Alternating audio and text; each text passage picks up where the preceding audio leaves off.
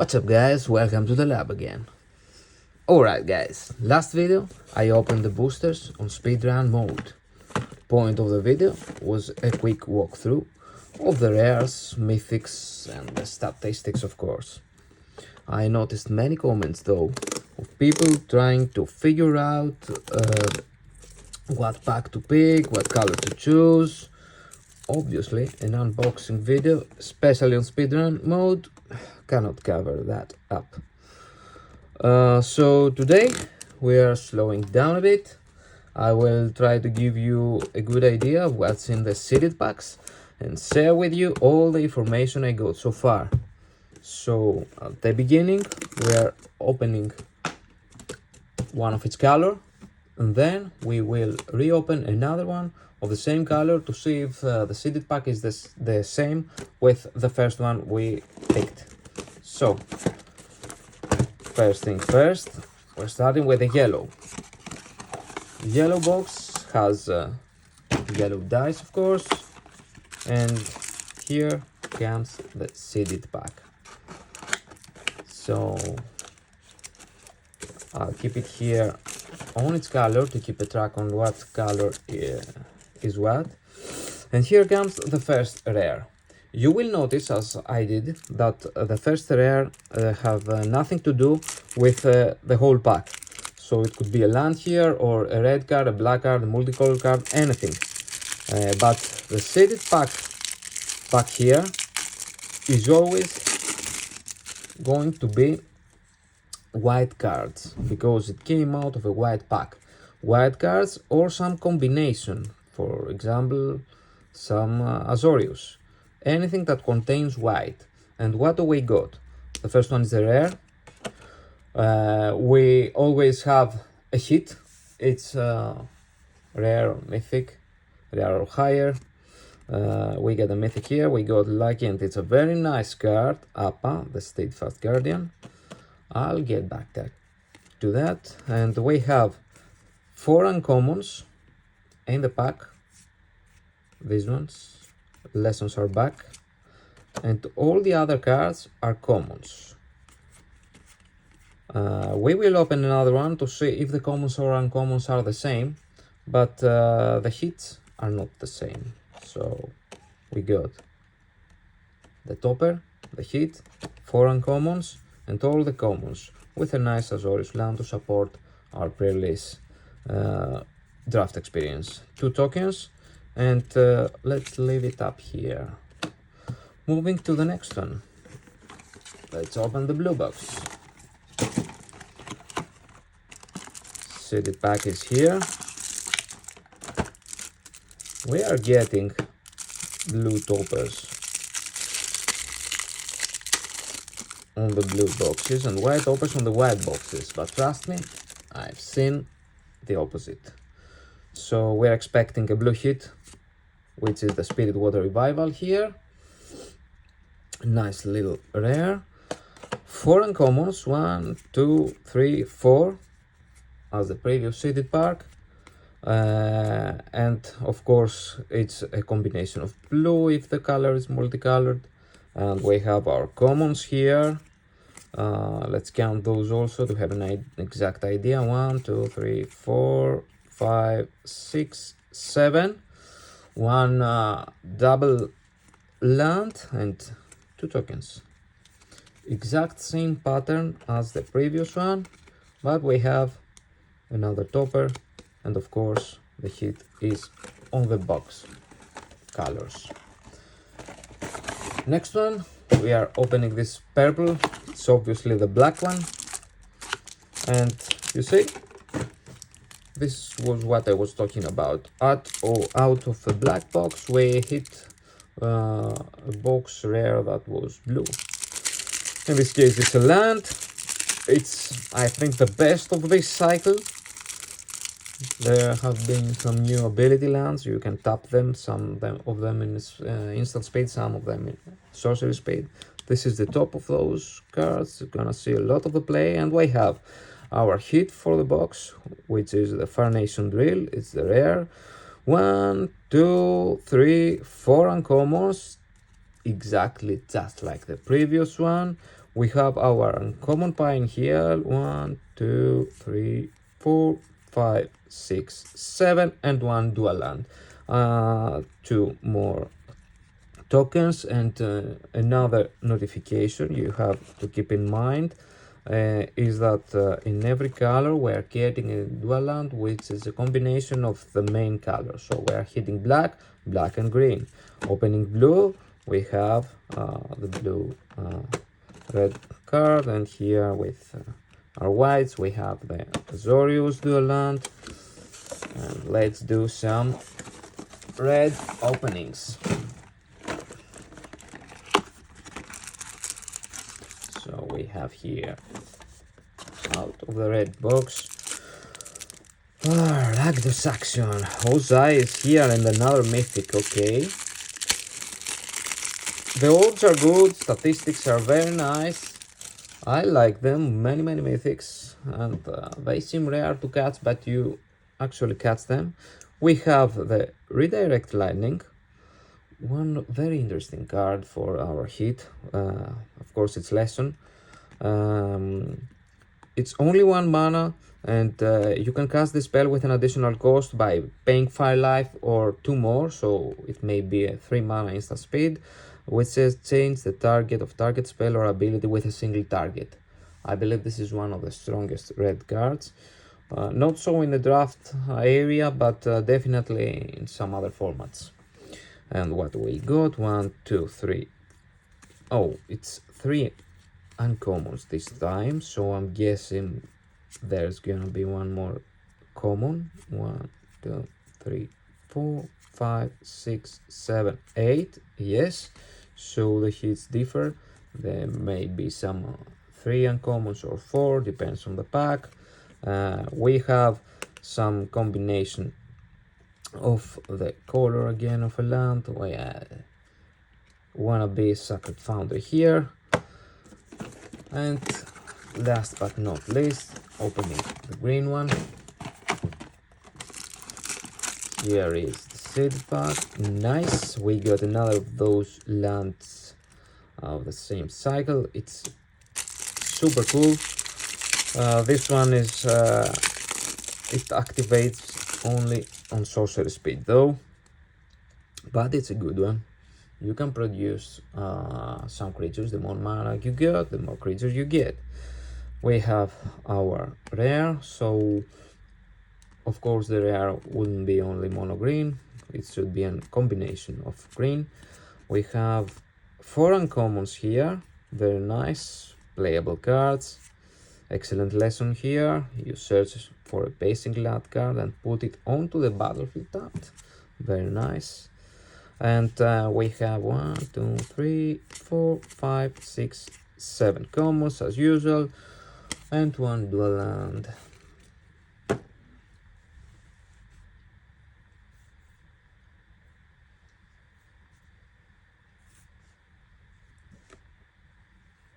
So this is the pattern of the seeded packs, and let me get a room and open another one to see what is happening on those packs. I'll keep you some cartons back here to keep the track of what is where. We got the black here.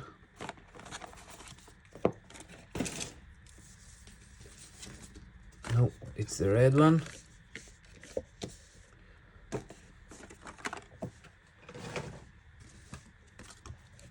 I'll try to make it easier for you so you don't have to memorize where was out of what. Okay, we have enough space here, and let's do some more openings. Another black release.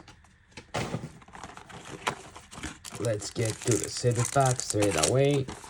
So we got a white rare out of this one, the Avatar's Wrath, and let's see if the pattern fits in those other pre-releases.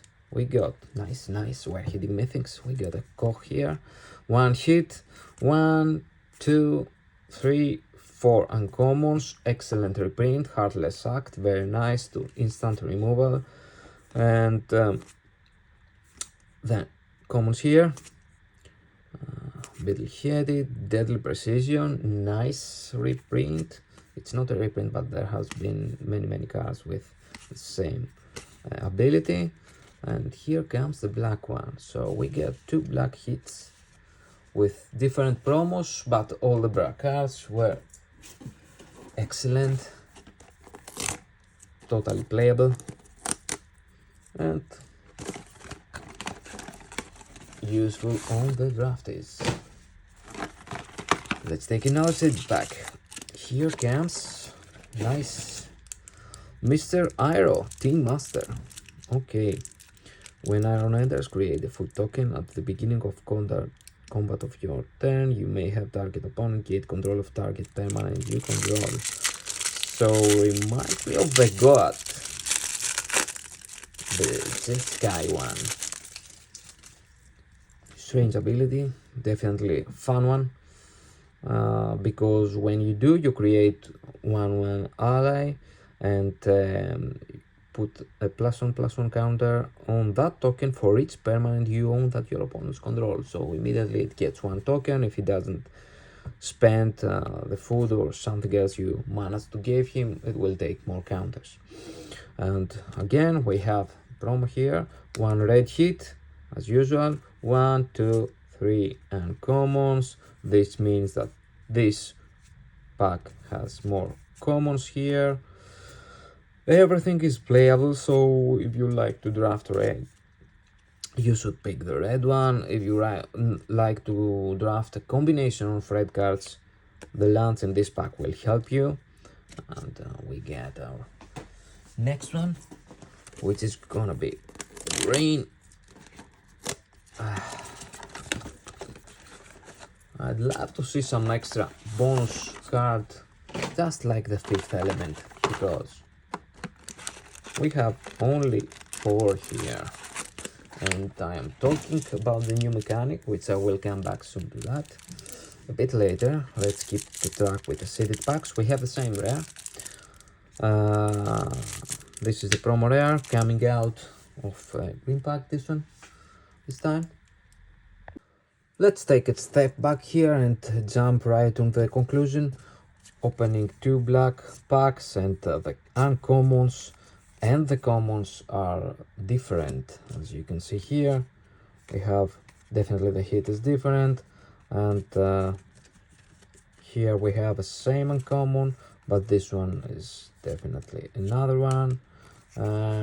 Hits differ in every pack, but they are always black or some combination of black.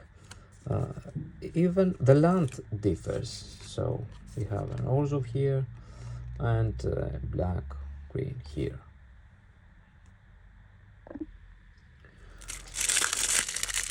Let's open it straight up.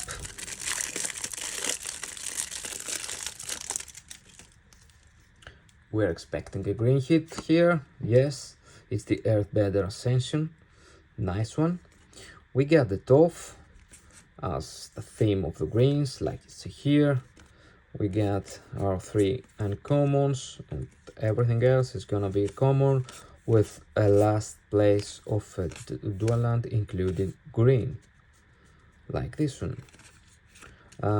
Also, if you haven't noticed so far, this cycle of the lands has this ability, pay 4, sacrifice this land, draw a card. So in late game it will be helpful for an extra draw, but in early game it comes tapped, so have that in mind also. And let's go to our blue power. Blue promo is a band one, very nice. We have the Ang at the crossroads.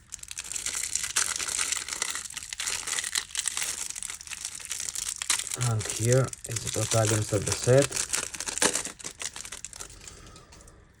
And when Ang enters, look at the top 5 cards of your library. You may put a creature card with mana value 4 or less from among them onto the battlefield. So it's 5 mana, play 2 creatures, very nice. Put the rest on the bottom of your library on any random order. So you doesn't even mill the cards, you put them down in the bottom. So that's an extra cool ability. When another creature you control leaves the battlefield, transform Ankh at the beginning of the next upkeep. So if you flicker, if anything dies or returns to your hand, you will get this transformation, which becomes to an avatar ally, a destined savior, which is flying, and land creatures you control have vigilance. At the beginning of combat of your turn, earth bend 2. So he makes other creatures, gives them vigilance. Very, very nice. If you already have some creatures, it will be more powerful. And I will come back to the Earthbind, Waterbind, and all these abilities after we open the last pack. And we have Tylee, thank you Lee, T-blocker. Some flashy prowess creature. He can tap a creature, he doesn't untap until she stays on the battlefield. Quite a strong tempo card. It's flash, it has prowess, it will be clearing games for sure. Very nice hit for the blues. We have our uncommons here, 3 uncommons for this pack also. So again, this means we are having one more extra common in here. The double land, and keep your mind on this one, the water grasp, because it seems like an 1 mana removal, but it's a bit of a trap, because enchanted creature doesn't untap during its control untaps that. This means that the creature has to be tapped. If you play this one on an untapped creature, it will stay untapped. And its owner with water bending 5 can shuffle it into their library. So it's not permanent, it's a temporary tempo play. Have that in mind. And let's do one more of the whiteys to equalize the promo packs. White this time came with a blue one. I'm seeing this card a lot. I'm guessing it's overprinted, who knows. The Spirit Water Revival.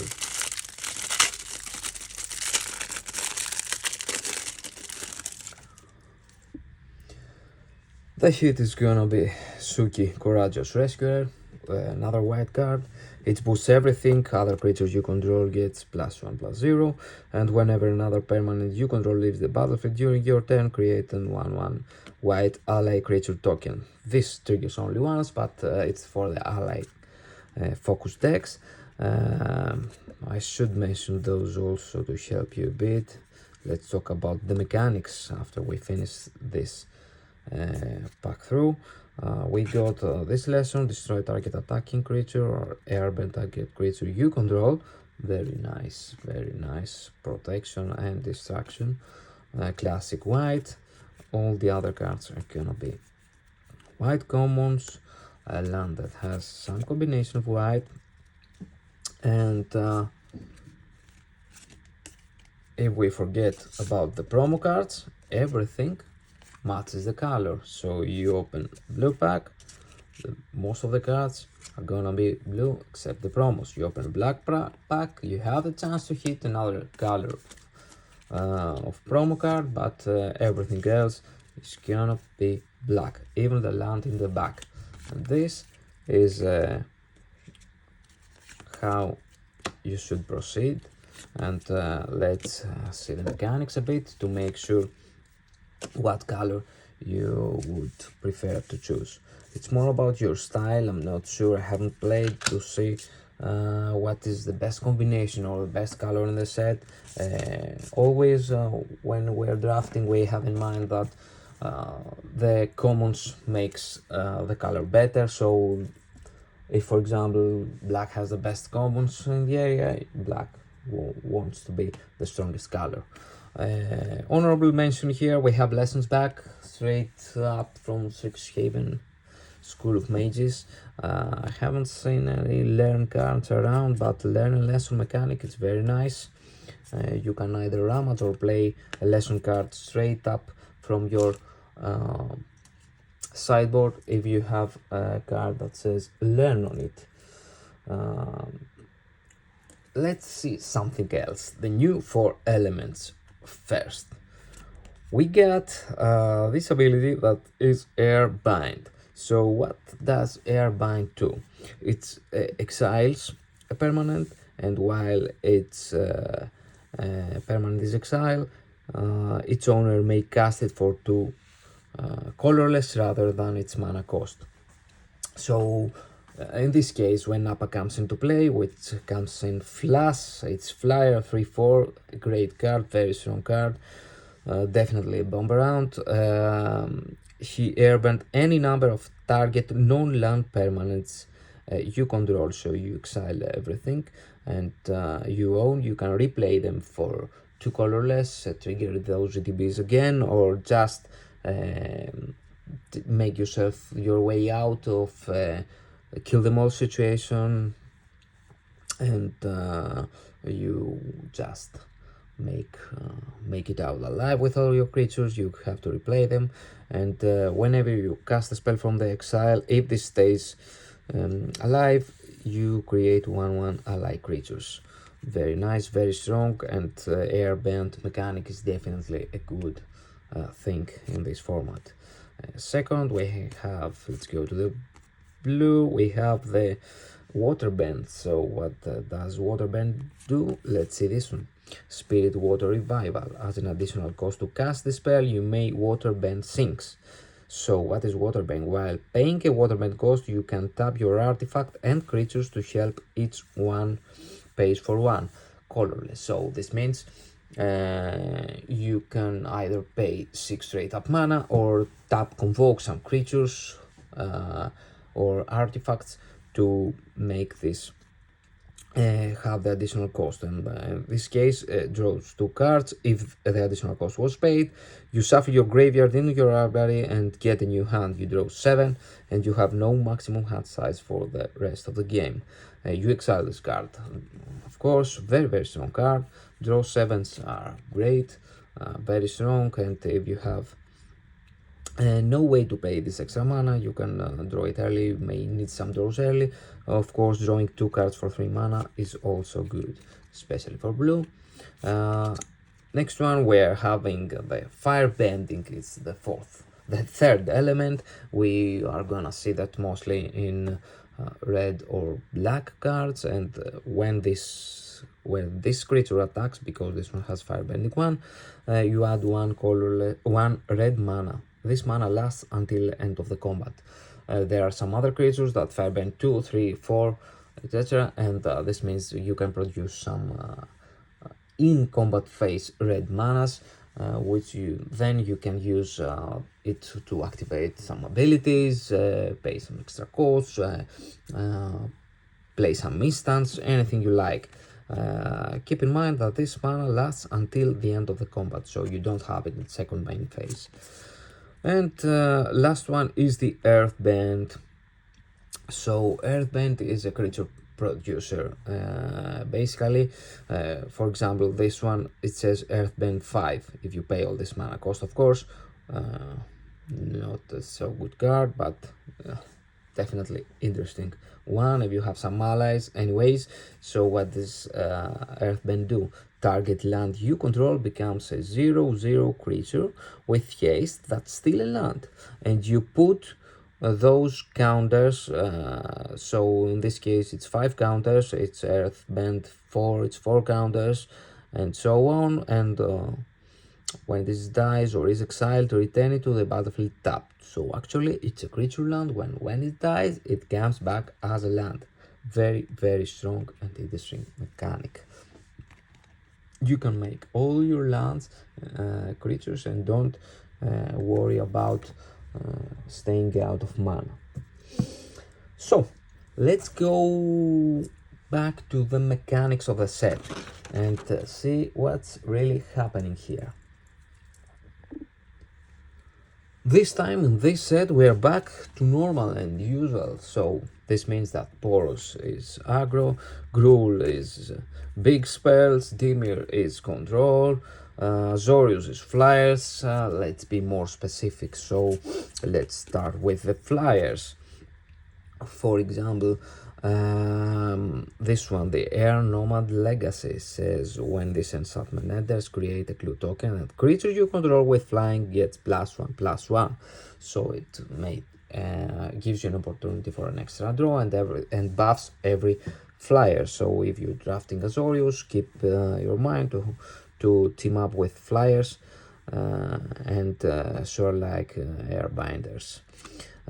Second, let's go to the Dimir. Dimir is a bit of a control deck. This is a great card to draft around. Foggy Swamp Spirit Keeper. It's a Lifelinger, 2/4, 3 mana, great stats. Lifelinger. When you draw your second card each turn, create 1/1 colorless spirit.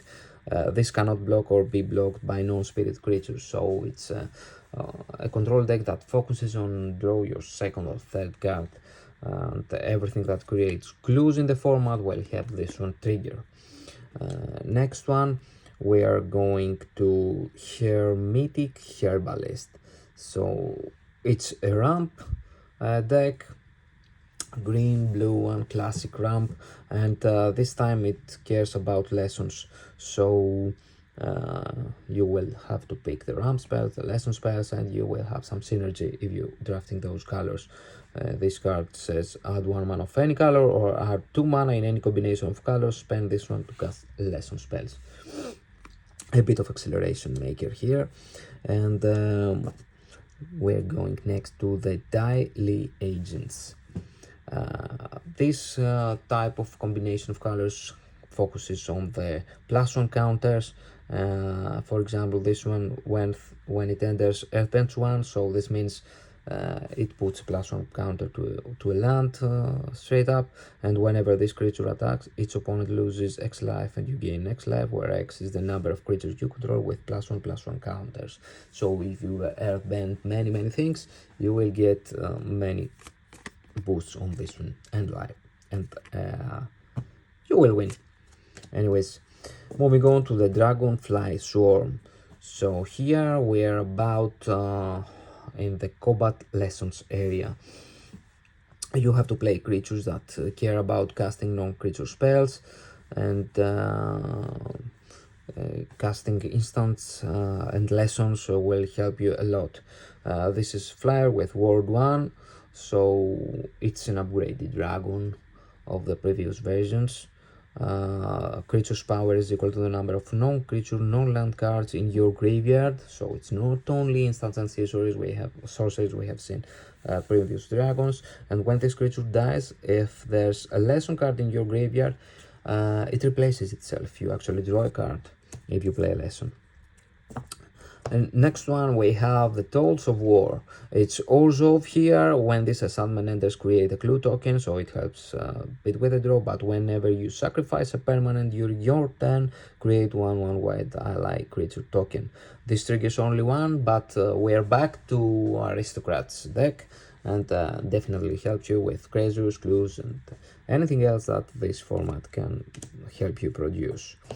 Next one we have the green-white combination with white Lotus reinforcements.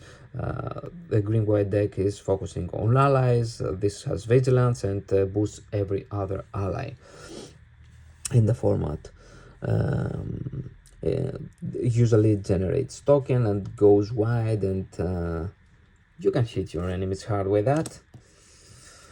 We are back to Rakdos with a Cruel Administrator. This is for an aggro build deck. The raid ability here means that you have to attack. These creatures enter with a +1/+1 counter on it if you attack this turn. So if you have been aggroing out, you will get some more stats here. It's a 6/5, very nice for 5 mana, and when this creature attacks, you create a 2/2 red soldier creature with firebending 1, so another body and another ability. Very nice one. If you are drafting aggro and you like to be aggressive with firebending and burn, this will help you a lot. And keep in mind that the firebending produces instant mana in the combat phase, and you can use that mana to remove something that may block your creatures.